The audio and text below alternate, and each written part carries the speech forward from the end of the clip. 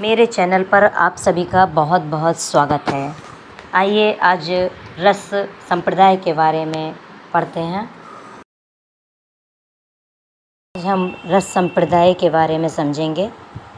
उसका एक सूत्र है विवाह व अनुभाव व्यभिचारी संयोगादर्श निष्पत्ति। नमस्कार मित्रों, आज मैं जो आपके लिए वीडियो लेकर आई हूँ, इसमें मैं आपके लिए बताऊँगी हमारे भारतीय काव्य शास्त्र में कितने संप्रदाय हैं और उनका क्या क्या महत्व है। तो हमारे भारतीय साहित्य शास्त्र में 6 संप्रदाय हैं, जिनमें हैं रस संप्रदाय, अलंकार संप्रदाय, रीति संप्रदाय, वक्रोक्ति संप्रदाय और ध्वनि संप्रदाय। इन सब संप्रदायों के लिए सबने अपने अपनी तरह से जो है काव्य की आत्मा बताने का प्रयास किया है। तो आइए आज हम जिसका परिचय लेते हैं वो है रस संप्रदाय।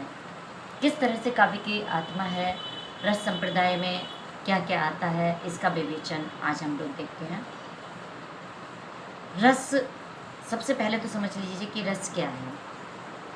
हमें किसी भी चीज़ में आनंद की प्राप्ति होती है, अनुभूति होती है, वो जो है रस कहलाता है। रस संप्रदाय के प्रवर्तक आचार्य का नाम है भरत मुनि और इन्होंने अपने नाट्य शास्त्र में रस का विवेचन किया है और रस को काव्य की आत्मा बताया है। इनका एक सूत्र बहुत प्रसिद्ध रहा है, विवाह व अनुभाव व्यभिचारी संयोगादर्श निष्पत्ति। इस सूत्र के आधार पर रस निष्पत्ति सूत्र को बताया गया है। तो सबसे पहले आइए जानते हैं कि रस के भेद और उपभेद क्या हैं। प्रत्येक रस का एक ना एक स्थायी भाव होता है। जैसे रस का क्रमानुसार अगर हम लोग देखें तो श्रृंगार रस है। श्रृंगार रस का स्थायी भाव रति होता है। श्रृंगार जो कि प्रेम होता है, उसका स्थायी भाव रति हो गया। वीर रस का स्थायी भाव उत्साह होता है, क्योंकि जब हमें वीरता तभी जागृत होती है जब हमें उत्साह होता है। हास्य रस का स्थायी भाव होता है हास्य। रौद्र रस का स्थायी भाव होता है क्रोध। भयानक रस का स्थायी भाव होता है भय। विभत्स रस का उत्साही भाव होता है जुगुप्सा। जुगुप्सा का मतलब हो जाता है घृणा। करुण रस का स्थायी भाव होता है शोक। अद्भुत रस का होता है विस्मय। और शांत रस का स्थायी भाव होता है निर्वेद। और वात्सल्य रस का स्थायी भाव होता है वत्सल। श्रृंगार रस में श्रृंग प्लस आर, इन 2 शब्दों से मिलकर बना होता है। रति का अर्थ होता है प्रेम। जहाँ प्रेम होता है वहाँ श्रृंगार होता है। श्रृंगार 2 भागों में विभक्त हो जाता है, वियोग श्रृंगार और संयोग श्रृंगार। वियोग श्रृंगार वहाँ पर होता है जहाँ पर कि नायक और नायिका का विछोह हो जाता है, और संयोग श्रृंगार वहाँ होता है जहाँ नायक और नायिका का मिलन हो जाता है। बात अगर हम करें वीर रस की, तो वीर रस का स्थायी भाव उत्साह होता है। हमारे अंदर अपने देश प्रेम की भावना, ये जब उत्साह हमारे अंदर होता है तो वहाँ पर वीर रस होता है। जैसे खूब लड़ी मर्दानी वो तो झांसी वाली रानी थी, बुंदेलो हर बोलों की मुँह हमने सुनी कहानी थी। हास्य रस में हमें जहाँ कहीं पर भी हास्य दिखाई देता है वहाँ पर हास्य रस होता है। इसका जो संचारी भाव होता है वो होता है हर्ष। हमें बहुत ज़्यादा खुशी होती है, हंसी आने लगती है। इसमें भी कई तरह की हंसी आ जाती है, स्मित आ जाती है, हंसित आ जाती है। तो इस तरह से हास्य रस होता है। हास्य रस का यदि उदाहरण देखें तो बाबू बनने का यार फार्मूला सुनो, कीजिए इकन्नी खर्च मूछ की मुड़ाई में, लीजिए सेकंड हैंड सूट 1.5 रुपये में, डेमी रिस्ट वॉच 4 पैसों की कलाई में। इसके बाद में अगर हम बात करें रौद्र रस की, तो रौद्र रस यानी हमारी जो है उसमें आंखें लाल हो जाती हैं, होठ फड़कने लगते हैं, दांत पीसने लगते हैं हम। तो इस तरह से जो है रौद्र रस आ जाता है।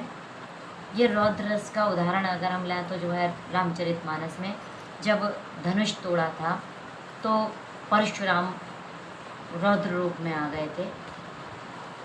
इसके बाद में बात करें यदि हम भयानक रस की, तो भयानक रस जहाँ पर कि हमें भय प्राप्त हो जाता है, एकदम से बहुत ज़्यादा भय होने लगता है, हम डरने लगते हैं। और डर कब होता है, जैसे सिंह की दहाड़ सुन ली या फिर कोई सर्प हमारे सामने आ गया तो एकदम से हमारी घिघी बन जाती है। तो इस तरह से जो है आपका जो आ जाता है वो आ जाता है भयानक रस।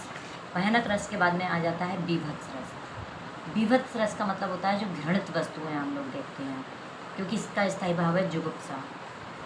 एक बहुत अच्छा उदाहरण इसमें देखने को मिलता है। सिर पे बैठे हो काग, आँख दो खात निकारत, खींचत जीवही स्यार अतही आनंद उघारत, गिद्ध जांग को खोद खोद के मांस उपारत, श्वान अंगुरिन काट काट के खात बिगारत। इसके साथ ही जो हमारा अगला रस है वो है करुण रस, जहाँ पर कि हमें एकदम से करुणा आ जाती है हमारे मन में। जैसे जब अभिमन्यु की मृत्यु हुई थी तब जो है जो उदाहरण आता है वो आता है कि मेरे हृदय के हर्षा अभिमन्यु अब तू है कहाँ। अद्भुत रस में जो है हमारा जो स्थायी भाव है वो हो जाता है विस्मय। हम एकदम से आश्चर्यचकित हो जाते हैं, जैसे यहाँ वहाँ दो बालक देखा, मत भ्रम मोर के भान बिसेखा। शांत रस की बात करें अगर हम, तो बिल्कुल शांति, निर्वेद हो जाते हैं हम। वात्सल्य रस, ये जो है जो होता है इसमें वत्सलता आती है। बच्चों के लिए देखकर, ख़ास तौर से जैसे बच्चों की तोतली भाषा सुन करके या उनकी किलकारियाँ सुन करके या उनकी बहुत सारी क्रीड़ाएँ देख करके हमारे अंदर जो है वत्सलता जो है आ जाती है। तो वहाँ पर वात्सल्य रस आ जाता है। जैसे मैया मेरी कब बढ़ेगी छोटी, या मैया मोरी मैंने कब माखन खायो, ये सब जो आते हैं ये आपके वात्सल्य रस में आ जाते हैं। तो इस तरह से हमारे रस होते हैं और उनके स्थायी भाव हो जाते हैं। अब हम लोग आ जाते हैं रस निष्पत्ति पर। रस निष्पत्ति के जो है जो सूत्र मैंने बताया शुरू में, भरत मुनि ने एक सूत्र दिया था,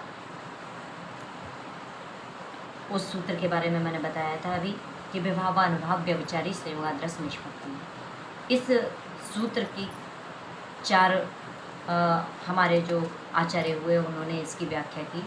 भट्ट लोल्लट इनका उत्पत्तिवाद, शंकुक का अनुमतिवाद,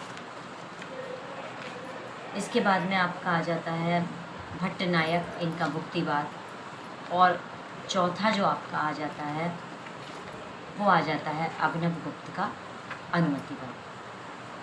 इस तरह से जो है आपके रस निष्पत्ति सूत्र के 4 आचार्यों की व्याख्या आ जाती है। तो इसको बहुत अच्छे से आप लोग तैयार करिए, आपके परीक्षाएं नज़दीक आने वाली हैं और आप लोग बहुत अच्छे से इसको समझने की कोशिश कीजिए। मेरी वीडियो यदि पसंद आई हो तो लाइक, कमेंट और शेयर मत करना भूलना। और आगे अगली वीडियो में क्या सुनना चाहते हैं, क्या देखना चाहते हैं, क्या समझना चाहते हैं, कमेंट बॉक्स में ज़रूर बताइए। अगर मेरे चैनल को सब्सक्राइब नहीं किया है तो चैनल को सब्सक्राइब जरूर करिए।